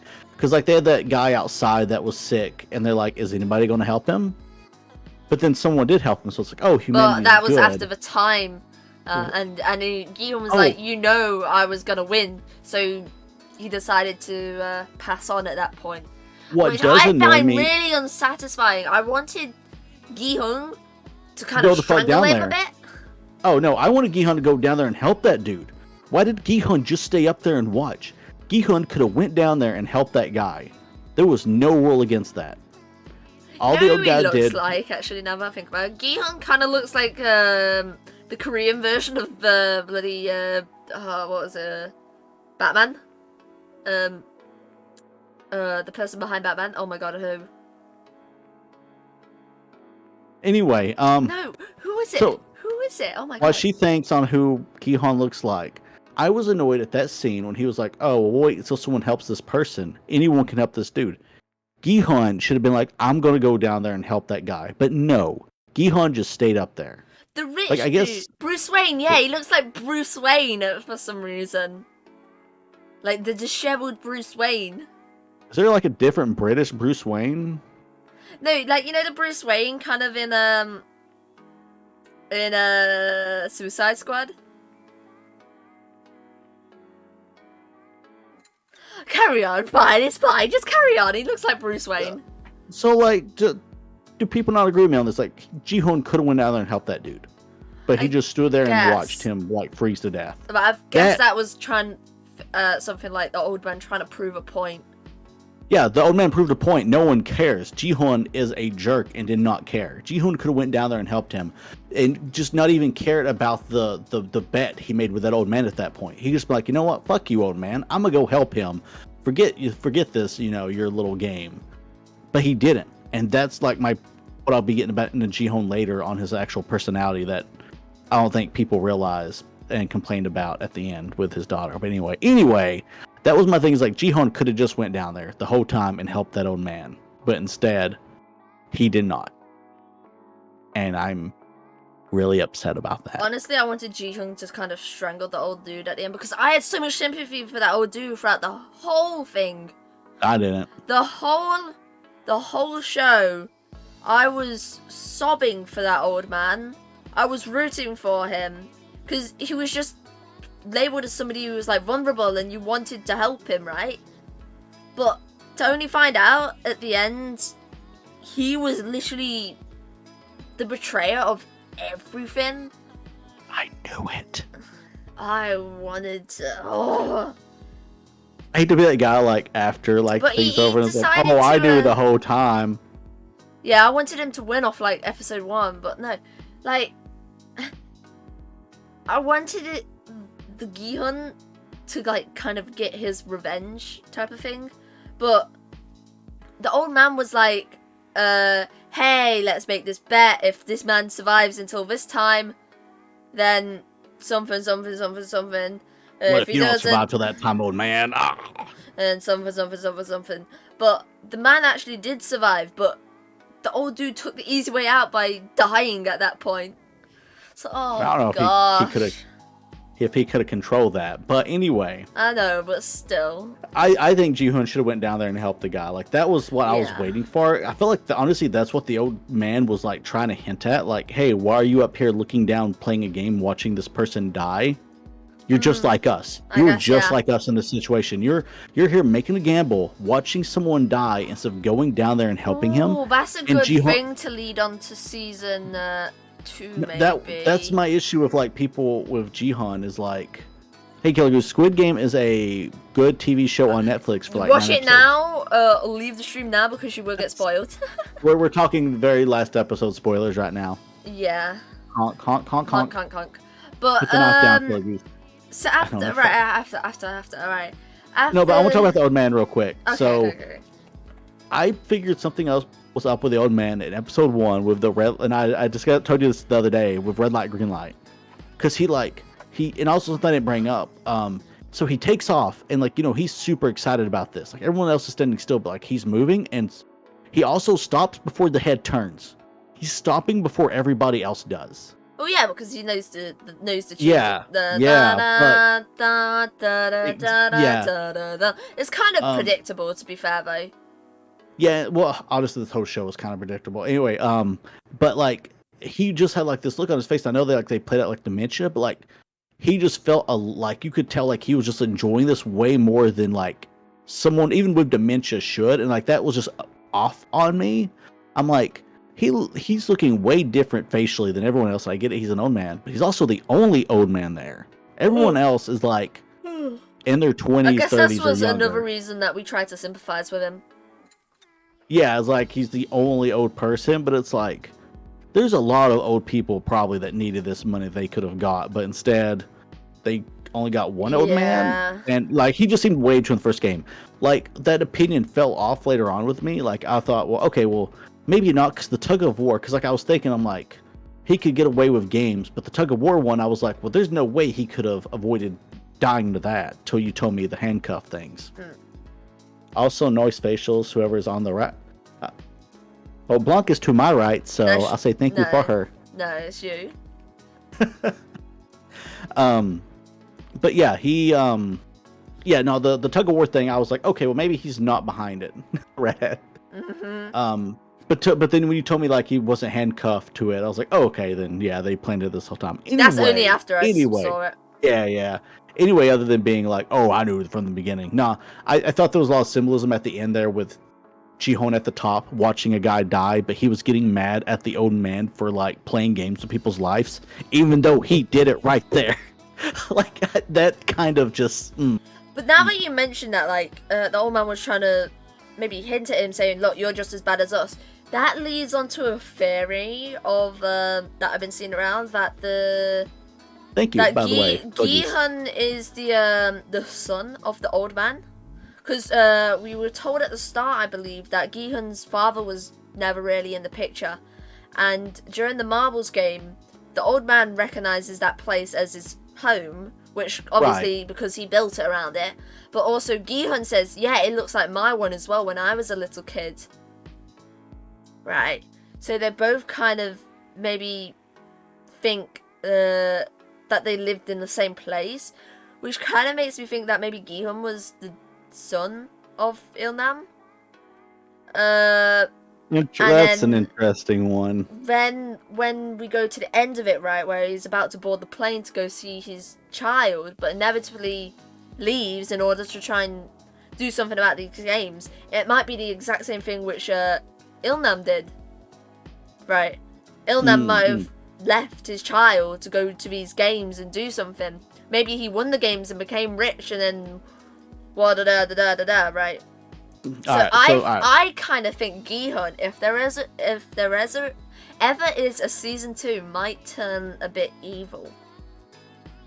I mean, Gihun's already evil, but we'll come into that. No. He was the good guy in this one. He was the good guy throughout the whole series, in my opinion. Well, through theoretically. Oh, he was the good guy, and they killed him off mid-season like Kamina. So let's continue. But no, I think he would turn to the bad guy, if there was ever a season 2.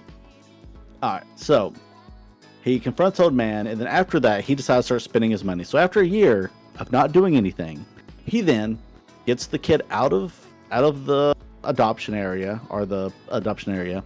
and leaves him with Son's mom, who is in crazy debt with a lot of money, and then pieces out. And then gets a haircut, dyes his hair red like mine. That was cool. Which is kind of also symbolism of the guards, because it's the same color as the guards. He got the same hair color as what the guards were wearing. Oh, so well, yeah, kind of. Don't know what do you think about that. It's a little bit redder, but you know, that's just it's actually the same color. It's actually the same color if you look at the hex code, I believe. Oh, that's kind of cool then. Anyway, I guess hair color like the guards. And he's going to visit his daughter. He's on the phone with her going, yo, daddy's coming to visit you in America. I got toys. You know, I got some cool shit for you. Not a gun lighter this time like earlier. You know, he's got some stuff for her. And they're heading out. And he's getting on the, but then in the subway, again, like I mentioned earlier, he sees the guy from earlier playing the red, blue, hit the thingy game. That whatever cheat. It's called. Yeah, that thing. And so he goes to confront him. The guy pieces out before he can. But then he's talking to the young kid he was playing the game with. He's like, don't you go to those games, man. And takes his card, his business card. And attempts to call them. And they're like, yo, leave us the fuck alone, dude. Gihan, just enjoy your life, the fact is that the front man actually knew where he was. He says, you better get on that plane and don't come back. Oh yeah, of course they're tracking. Of course they're tracking him. But like, they're in charge of his money. They're the ones who put in there. I'm sure they could just take it right out. Like, they even knew he didn't touch any of the money the entire year either. Like, they're watching him. Like, they even said earlier when the other people didn't show back up for the games, they're like, keep an eye on them. So you know they've got agents like watching these people. Maybe yeah. And then so Jihan, instead of getting on the plane to visit his daughter, I'm gonna watch in Korean after I finish. There's subtitles. Nice. There's subtitles if you want to watch it, but don't watch the dub. Yeah, there's sub and dub. Don't watch the dub. Yeah. The dub's shit. Dub's fine. Shit. I mean, dub for The Grudge on Netflix was garbage, but this was fine. Yeah, so he's about to get on the plane where he decides to call him, and the people there say, hey, look, don't come back. And inevitably, he decides to go back, leave his daughter there in America, and that's where it ends. Cuts off right there. Yep. So, yeah. Honestly, the ending wasn't satisfying in my opinion. I thought it was way, way too sad, and it didn't answer anything. It left you on a cliffhanger, which, yeah, normally is good, but, like, it wasn't too good. I got opinions on opinions. Okay, go. Well, first I saw some comments. A lot of people were mad about him, like, ditching his daughter. And I'm like, have y'all not been watching the same show I've been watching? This is him in a nutshell. Like, so he, to me, did not have any, and this will be, like, I don't know if it's a hot take. I hate that word, honestly. Like, I don't think he had really any character development. Oh, controversial. No, yeah. I strongly disagree with that. He had a lot of character development. Like, you saw him starting to care about things throughout the whole show. Yeah, but he kind of did that early on, too. Like, so it showed him caring about his daughter, but he also didn't give enough to care about his daughter. He cared about his mom, but he didn't care enough to give about his daughter. Like, he was actually offered money to save his mother by the new stepdad. And he didn't have to, if he gave up custody of his daughter or like any so visitor, obviously they were going to America anyway, though. That was a choice, though. Like, how are you meant to face with that choice of either choosing your child or your mother? Like, but she was already going to America anyway. You wouldn't be able to choose. Yeah, but you would still be able to somehow maybe gain custody back. No, I mean, she already had full custody. They were already moving to America. How would he be able to, in his like money right at that moment, how would he have the money to even visit America? Yeah, but that's the thing. He knew the Squid Games was an option. That's the thing. He knew that he knew it was an option there, but you can't choose between your mother and your daughter. That is feasibly not possible for anybody. Like, but here's the thing too, you can look at it. To choose between two things that you love most dearly. You wouldn't. I get it, but be able to do that. You could value the weight though. Like, once going to America, you'll probably never see her again anyway. Or if you get lucky, you couldn't think like that. You wouldn't be able to think like that at all. Like, if you had a child, right? You had two children, and one was. But he was never there for her anyway. That's the other issue. Like, how would you be able to choose between both your children? You couldn't. That's the thing. But that's the issue. Like, I agree with you. I agree with you on that aspect. Like, I do agree with you on that sentiment, 100%. But giving like the way he did his situation throughout the whole thing, like he stole money from his mother to spend on money for himself. That kind of showed us a bit of character development already in progress.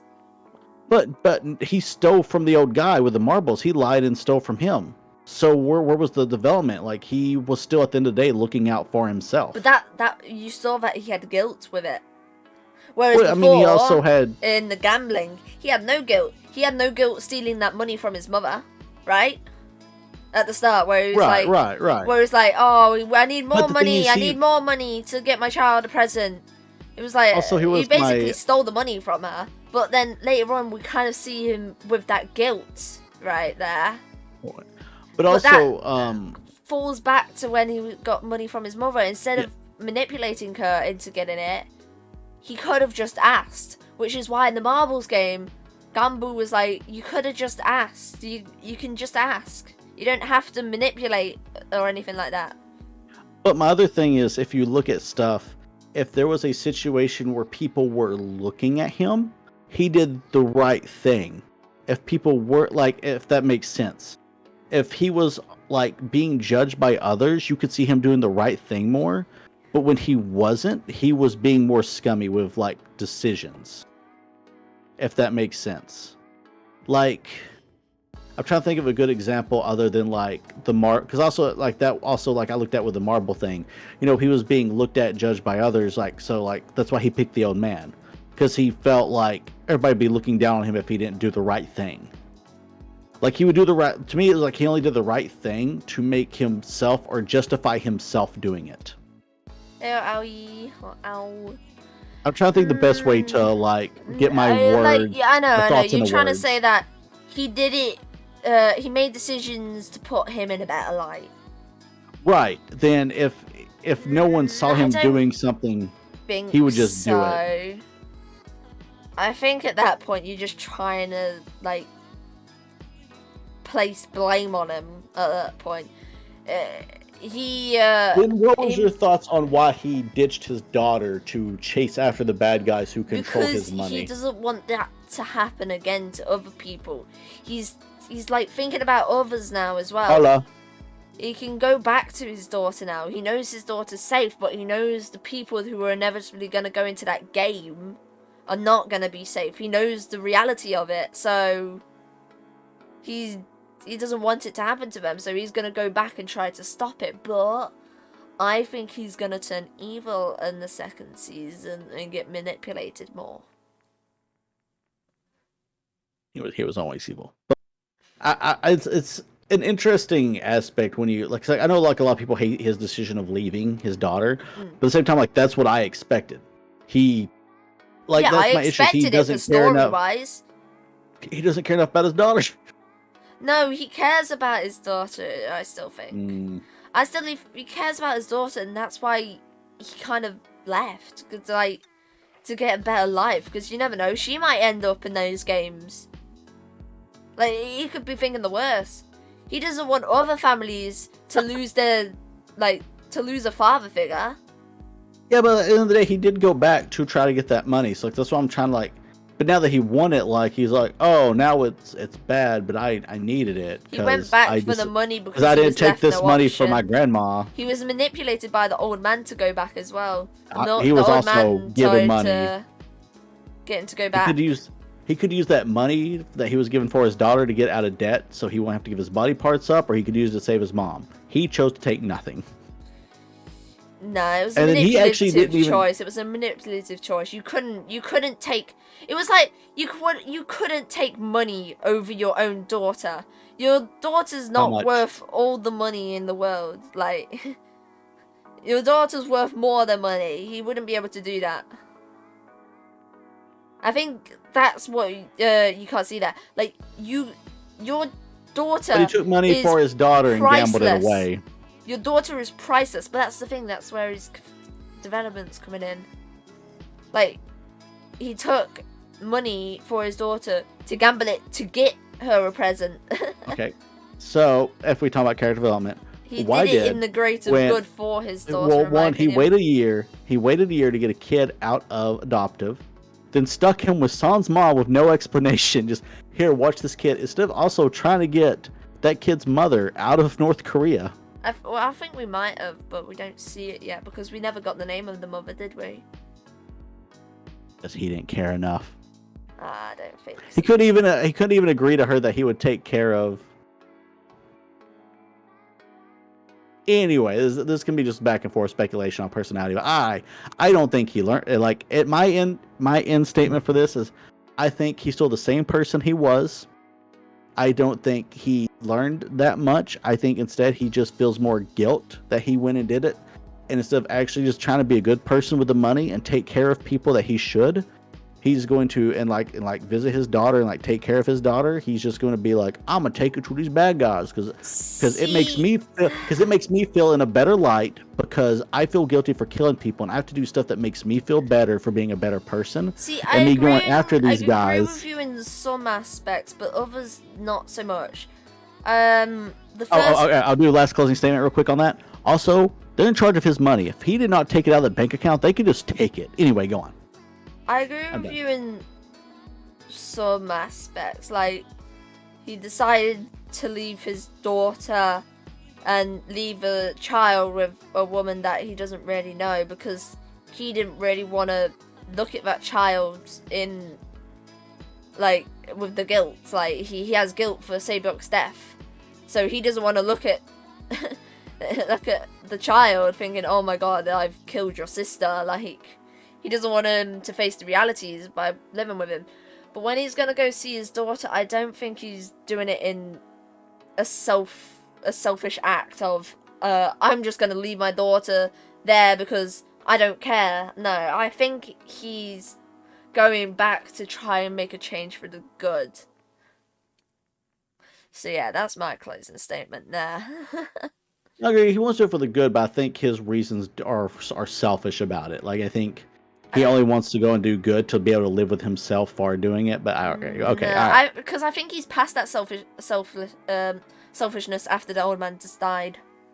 Then why did he ditch his daughter, or not go and help the old man on the outside getting for? Anyway, that's my thing. Is like there's a lot of good guy choice. I think there's a manipulation throughout the whole thing.